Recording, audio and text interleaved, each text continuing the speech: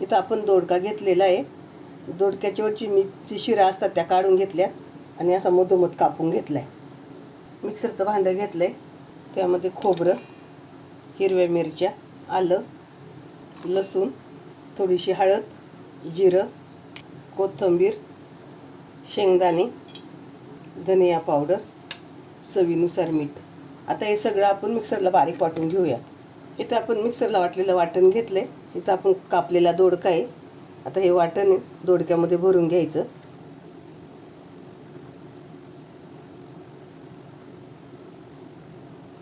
या पद्धतीनं आपण सगळ्या दोडक्यांमध्ये वाटण भरून घेऊया. इथं आपला मसाला दोडक्यांमध्ये भरून झालाय. आता आपण फोडणी देऊया. कढई तापत ठेवली. त्यामध्ये उरलेलं वाटण आपण टाकून घेतले. वाटण परतून घेऊ आपण. वाटण छान परतून घ्यायचंय. वाटण परतून झालंय आपलं. गॅस इथं आपण बारीक केलाय. त्यामध्ये दोडका सोडून घेऊ. दोडक्याच्या पुढे आपल्या ठेवून झाल्यात. त्यामध्ये पाणी ओतणार आहे. ज्या मिक्सरच्या भांड्यात आपण मसाला केला होता त्याच मिक्सरच्या भांड्यामध्ये घेऊन पाणी टाकले मी. दोडके थोडेसे असे इकडे तिकडे मिक्स करायचे आणि आता याचे आपण झाकण ठेवूया आणि 5 ते 7 मिनिटासाठी शिजवून घेऊया.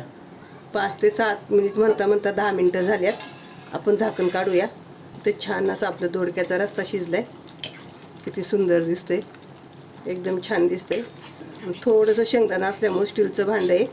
थोडंसं खाली लागले तसं थोडंसं ते खालचं काढून घ्यायचं. आणि तुम्हाला माझ्या रेसिपी जर आवडत असेल तर कमेंट करून नक्की सांगा. चॅनलला सबस्क्राईब करा, शेअर करा, लाईक करा. हे तुम्ही कशाबरोबर पण खाऊ शकता. चपाती, भाकरी, भात, तुम्हाला ज्याच्याबरोबर आवडेल त्याच्याबरोबर खा. चला गॅस बंद करूया.